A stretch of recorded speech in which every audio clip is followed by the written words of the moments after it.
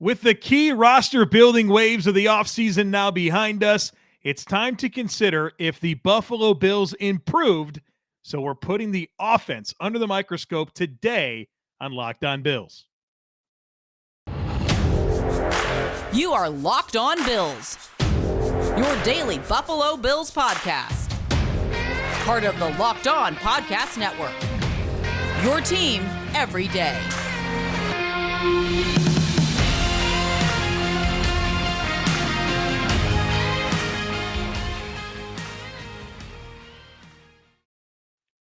What's up, Bills Mafia? It's Joe Marino, author of Go Bills and Buffalo's Run, also the co-host of the Locked On NFL Scouting podcast, and I'm your host of Locked On Bills.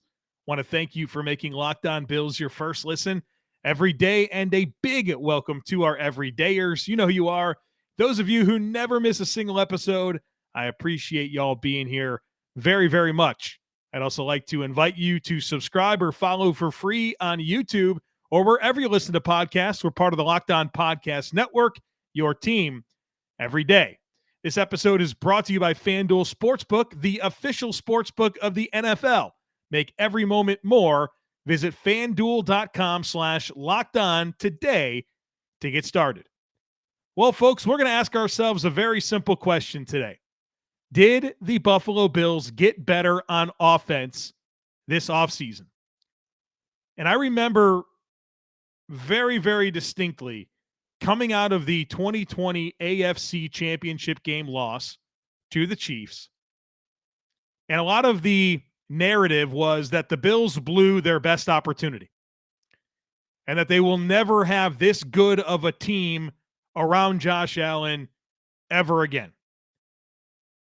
And then we did the same thing after 13 seconds in 2021.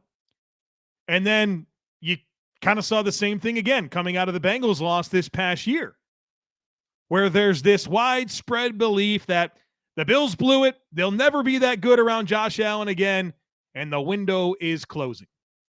Well, folks, that's yet to be true. The roster in 2021 was better than in 2020. The roster in 2022 was better than 2021. And Brandon Beane's next opportunity to put together a better roster happened once again. And so we're going to evaluate if it's true this time around, because so far it hasn't been true. And so today we're going to focus on the offensive side of the football. Spoiler, tomorrow we're going to do the defense, and they're going to be very different conversations. But today is all about the offense. So I'm going to go position by position, consider what the Bills brought in, compare it to last year, and answer the question, did the Bills get better at that position group? And by the end of this conversation, we will know the answer as it relates to the offense. And so, of course, we will start with the quarterback position, where last year the Bills had Josh Allen as the starter, Case Keenum as the backup, and Matt Barkley as the practice squad QB3. This year, it's Josh Allen as the starting quarterback, of course, but there's a new backup quarterback, and that is Kyle Allen. Case Keenum, now a member of the Houston Texans. And then Matt Barkley is back again for that QB3 role. Is it better? Well, is Kyle Allen better than Case Keenum? Right? That's really what you're asking yourself. Because Josh Allen's still Josh Allen and Matt Barkley's still Matt Barkley. Is Case Keenum better than Kyle Allen? I think there's a case to be made that Kyle Allen has more upside than Case Keenum. But Case Keenum's played a whole lot more football and proven a whole lot more in the NFL than Kyle Allen has. You could probably make a case that you would prefer Kyle Allen because there's a chance he could kind of be the backup quarterback for a few years and you can kind of stabilize that spot after really turning it over every single year for the last 3 seasons. Younger, there's more upside there. But he certainly hasn't accomplished what Case Keenum accomplished in the NFL. And so if you look at it through that angle, who's better, Case Keenum, Kyle Allen, that's one way to look at it. But it's kind of inconsequential here because this is all about Josh Allen. It's all about Josh Allen. And I don't think that there's new layers to Josh Allen's game to unlock at this point in his career. The man just turned 27 years old yesterday, or I'm recording this literally on his birthday, Sunday, May 21st. But I think Josh Allen himself can play better. And I think the key here to that happening is the team being better around Josh Allen, whether that's coaching, whether that's weapons, or whether that's blocking. The team can be better around Josh Allen, and therefore Josh Allen can play better. And of course, he won't have to play the back half of the season with an elbow injury, right? Hopefully, right? That's certainly behind us, and we don't have to think about that anymore for now. So if you want to get caught up in the who's better, Case Keenum, Kyle Allen conversation, okay. But for all the other position groups, this will be a whole lot more interesting. When it comes to quarterback, it's still Josh Allen. And to me, it's about how the team can be better around Josh Allen. And so I'm going to label this one inconsequential.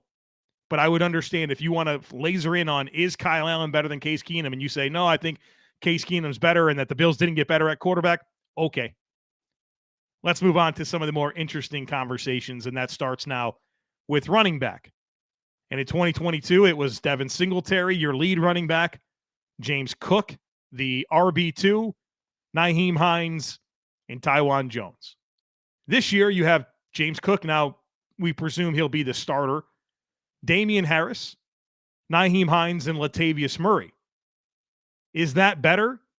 I think so. I think this is a deeper group of running backs, and you have a whole lot more variety when it comes to skill sets.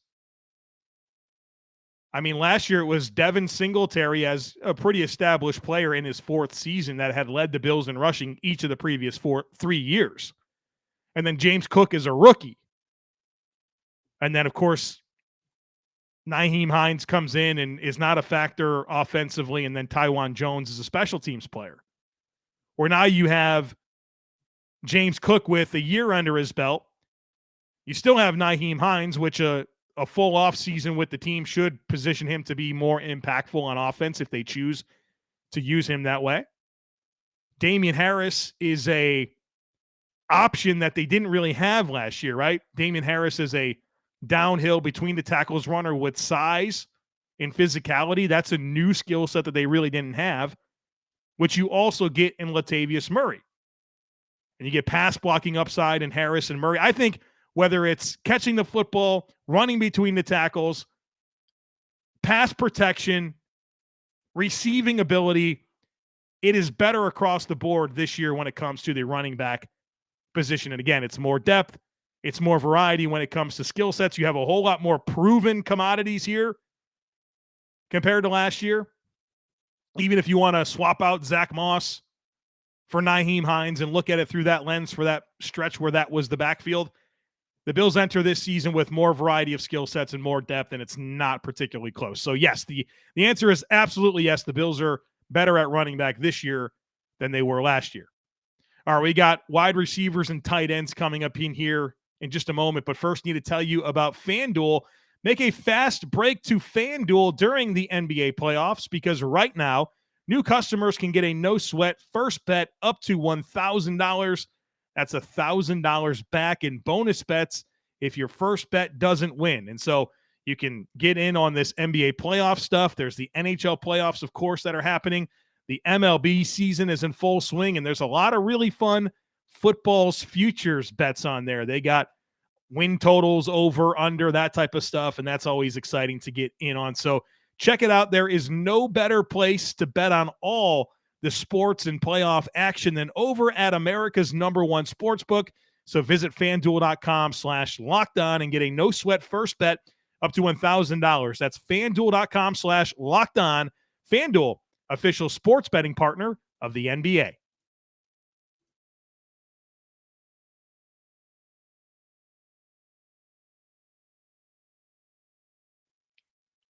Let's continue this conversation, focusing in next on the tight ends.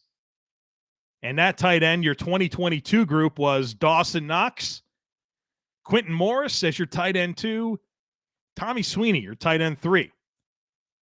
Well, folks, we know what happened here. The Bills invested their first-round pick and a fourth-round pick in a tight end, and so you still have Dawson Knox. You have Dalton Kincaid, your first-rounder, and now Quentin Morris presumably becomes your tight end 3.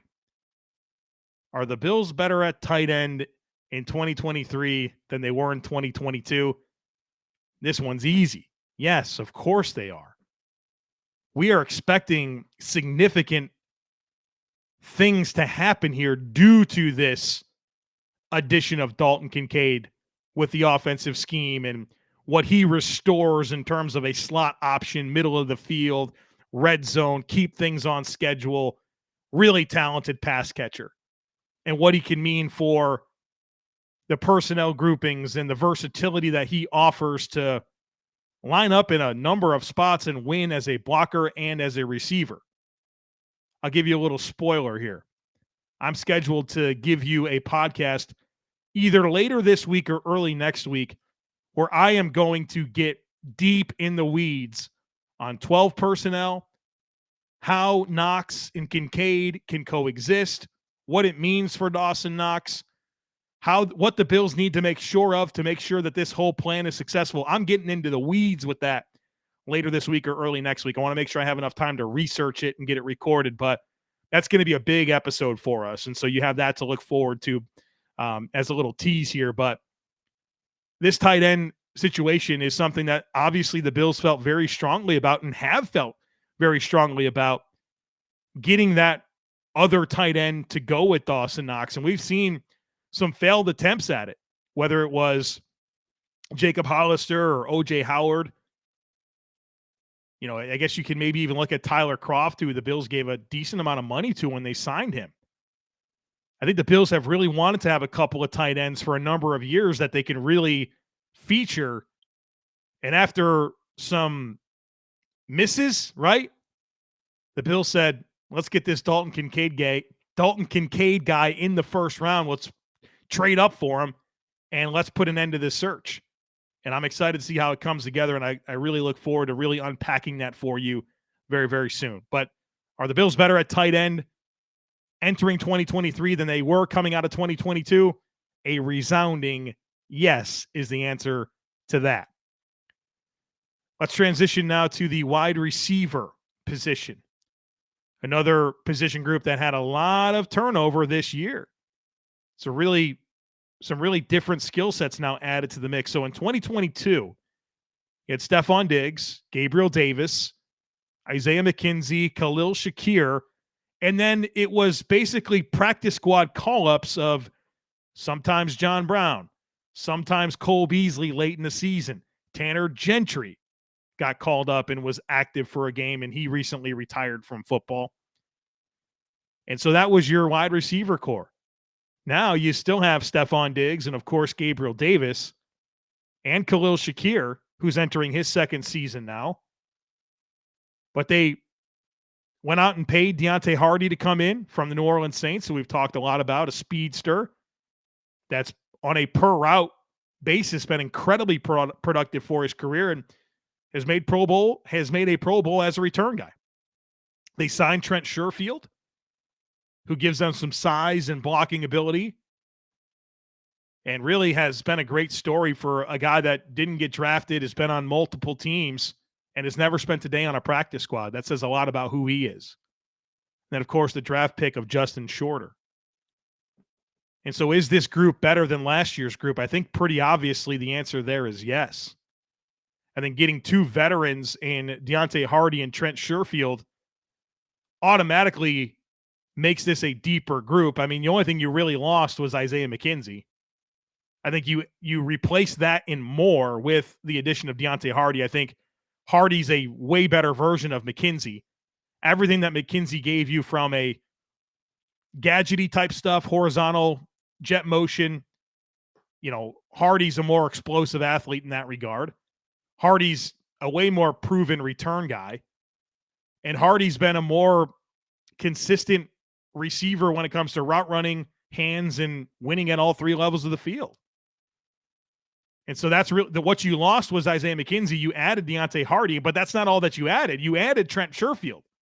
who was wide receiver 3 for the Miami Dolphins last year, who I think is going to do a lot of the dirty work for this group that you kind of take for granted with blocking and being in motion and being versatile and playing special teams. I think I'm not expecting him to be a high volume target for this offense, but when everyone's healthy, what I think he can offer, but also a nice little insurance policy if you do have some injuries here to know that you have him. And so that's a big addition, not to mention the upside that exists with the Bills drafting Justin Shorter out of Florida and the height, weight, speed specimen that he is, and his appeal to win on fourth down and on special teams, but also block and provide more size than anybody else to this group. And so when I consider this wide receiver core and I compare it year over year from where it left 2022 to where it is right now, I feel very comfortable saying absolutely yes, it's better.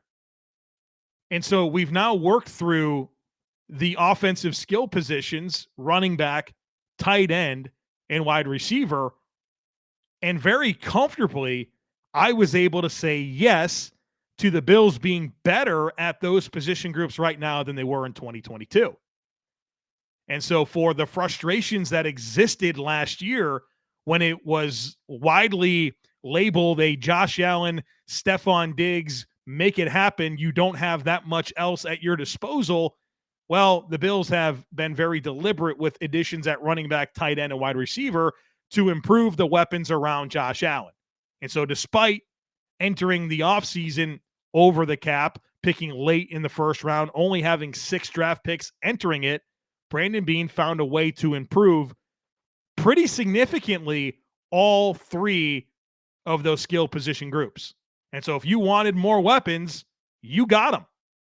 You got them.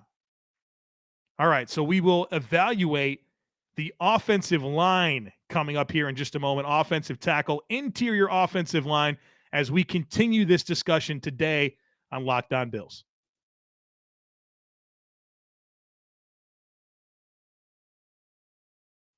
All right, I want to get to this offensive line conversation, but first I want to remind everyone about the Locked On Bills subtext community. We just launched this last week, and so I'd like to invite you to join it. It's something new, like I mentioned, that we're offering. There's a link in the show notes for today that you can click on and join the subtext community. Here's what you get. You get one-on-one text conversations with me, and that has been so fun. Easily my favorite part so far has just been getting to know a lot of the listeners better, having some back and forth conversations, answering questions about the team, hearing a lot of really cool stories about fandom and favorite players and all that type of stuff. So I'm enjoying those one-on-one text conversations. And so that absolutely exists. You can save me in your contacts, Joe Marino, and text me whenever you want to. You'll get priority for herd mentality submission. So if you're a subtext subscriber, you submit a herd mentality item, I'll make sure we get to it on the show. We'll have some exclusive content. I'll give you some regular Bills musings text, right? If I have different thoughts and different programming items as it relates to the podcast, you'll get to hear that. I'll give you my first reaction to all Bills news. So if something major happens, I'll share some thoughts. So the Bills had some changes with the scouting department that were added end of last week on Friday. I sent out a subtext with some general thoughts on that.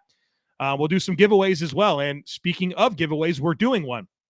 So everyone that has joined or joins the subtext community before May 25th, so this Thursday, you're going to be entered into a drawing, and I'm going to give away 2 copies of my book, Go Bills, which is a really cool book if you don't have it. It's me telling the story of the Buffalo Bills year by year. Every single year you can read the story of the team, what happened, of course, the statistical leaders, the starting lineups, key additions, major awards, all that type of stuff. Great coffee table book that you can pick up. And hey, what happened in 1976? What happened in 1989? What happened in 1994? Whatever year it is, I wrote a story about that season, and it's put together in a book called Go Bills. It's actually right over what shoulder is it? This one here, if you're watching on YouTube, it's right there. We're going to send away 2 copies of that through a random drawing. I'll personalize it with a signature for you as well. So check it out. Check out the Locked On Bills subtext community. Again, the link to join is in the show notes. All right, let's talk about this offensive line situation. I want to look at it through the lens of offensive tackle and then interior offensive line. And so we had a lot of fun stuff to say about running back and tight end and wide receiver and that it got better. I'm not sure we could say the same at offensive tackle, where it's pretty much a very similar cast of characters. In 2022, you had Deion Dawkins, of course, the starting left tackle, Spencer Brown at right tackle, David Quessenberry was the swing tackle, and then Bobby Hart was also part of the mix. This year around, it's pretty much the same. Deion Dawkins, Spencer Brown, David Quessenberry, and you don't have Bobby Hart anymore, and Tommy Doyle is hopefully healed and ready to go from the ACL tear that he suffered in week 3 last year in Miami. And so from a personnel perspective, you just look at these players and you ask yourself, are they better? Well, no, right? It's the same. It's literally the same. And your hope here is Spencer Brown's development, right? Can Spencer Brown take a big step forward? I'm hopeful. I can certainly point to the last 2 years and say, hey, things have been pretty uneven. There's been some good. There's been a lot of bad, some pass protection issues for sure. That's stuff that has to get cleaned up. And so on paper, you can't say that this position group is better. Now, you can certainly make a strong case that Spencer Brown is positioned to play the best football of his career this season. And we've been through a million times the reasons why he's had inconsistency dating back to high school and injuries and canceled seasons and all that type of stuff that have really kind of put him behind. But folks, it's got to come together this year. And I guess on one hand, you look at this position group and you see that the Bills didn't do anything. They didn't bring in meaningful competition for Spencer Brown. They didn't draft an offensive tackle at all. They didn't sign. They brought back David Quessenberry. They haven't done anything with Bobby Hart, and Tommy Doyle's coming off the IR. They have a lot riding on Spencer Brown. There's got to be some belief in this player, right? I mean, we've heard Brandon Beane talk about it a lot. We've heard Sean McDermott talk about it a lot. There is belief, whether it's the words that they say, but more importantly, the actions. If they were concerned about Spencer Brown at right tackle, they would have done something besides re-signing David Quessenberry. And so, no, on paper, this is not better. But your hope here is Spencer Brown's development. Again, plenty of reasons to believe it comes together this year. And if it does, that's exciting. That's really, really exciting. But we got to see it, right? And we know that I'm excited about Spencer Brown. But I'll admit that I still would have had a little something more than David Quessenberry back as the competition for him. I would have had something else going here because it's so important. And they didn't do anything. They didn't do anything. And so, boy, oh boy, Spencer Brown's got to happen this year. And I've compared him, if you guys remember, was it coming out of 2020? I think so. There's a lot of talk about Dawson, Knox, and there was a lot of hope that the Bills would trade for Zach Ertz or sign Jonnu Smith or whatever, right? And I was really in on, hey, I think Dawson Knox is going to be okay. Like, he's really physically talented. He's got a weird story. There's reasons for this. I'm in. And in some ways, I apply a lot of that to Spencer Brown. But we got to see this come together for sure. No, I don't think you look at offensive tackle and say that it's better. Hopefully, Spencer Brown will play better, and it will be. Which gets us to the interior offensive line. In 2022, it was Roger Saffold. Remember that guy? What a flop signing that was. Roger Saffold, your left guard. Mitch Morse at center, Ryan Bates. And then the key backup there was like Greg Van Roten. Ike Bucker came back later on in the year. But, if it wasn't Greg Van Roten, you kind of felt like David Quessenberry was kind of also an option at guard as well. At 2023, you've done things here. You brought in Connor McGovern. Signed him a pretty good deal, right? Coming over from the Dallas Cowboys. Mitch Morse at center. Got Ryan Bates. You drafted Osiris Torrence. David Edwards was low-key a really nice free agent addition. I've said it multiple times. I think he's a sufficient NFL starter. Ike Bucker is still around. And so is this better? Oh, man, it's absolutely better. Swapping Connor McGovern for Roger Saffold is significant. I mean, Saffold was a flop last year. So disappointing. Connor McGovern, I think, can stabilize that left guard position. Really athletic, very good pass blocker. And so I think your left guard position's a lot better. And then you look at Osiris Torrence, a very high upside player, a second-round pick. We have high hopes for what he can mean for this offensive line, potentially this year. And then David Edwards is phenomenal depth at guard. Phenomenal depth. And so your starting lineup is absolutely improved at left guard, maybe improved at right guard. Your depth is better. Yes, guard is better. Interior offensive line is better for the Buffalo Bills pretty convincingly. And that's encouraging because I feel like this guard stuff has just been a revolving door. I don't think this has been satisfied yet, right? I mean, it's like different starters every year at both spots. We'll see if Connor McGovern and Osiris Torrence can get it done.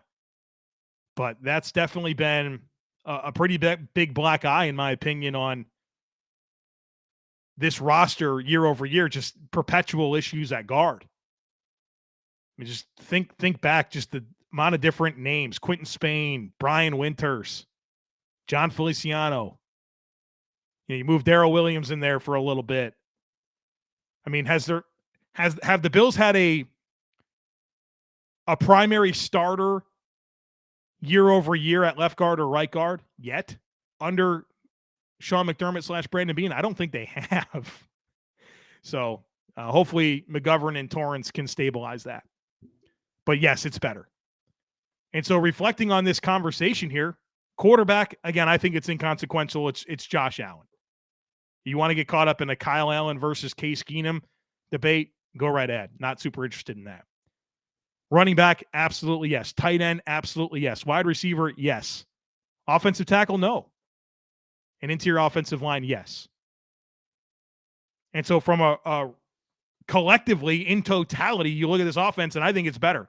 Personnel-wise, it is collectively better. And that's great. That's important. We love that. We love to know that there's more to work with. It's better.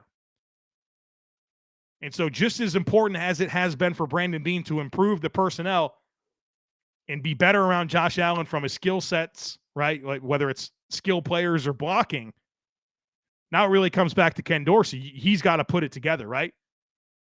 And so that's just as important as reflecting on if the talent is better. The talent is better. Can Ken Dorsey also take a step? I think those two things, have to work together here.